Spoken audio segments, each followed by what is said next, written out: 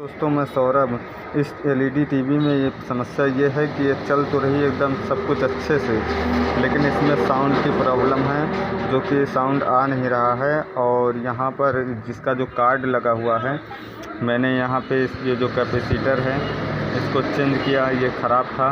और ये आईसी भी हमारी ओके है, लेकिन फिर भी आवाज़ नहीं आ रही, सारी सप्लाई ओके है इसकी, जो कि हम इसमें जुगाड़ से इसको चलाएंगे और ये भी अच्छा चलता है, काफ़ी दिनों तक ये चलता है।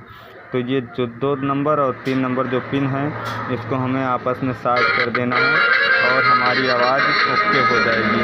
दोस्तों अगर वीडियो अच्छा लगे तो लाइक और सब्सक्राइब ज़रूर करिएगा।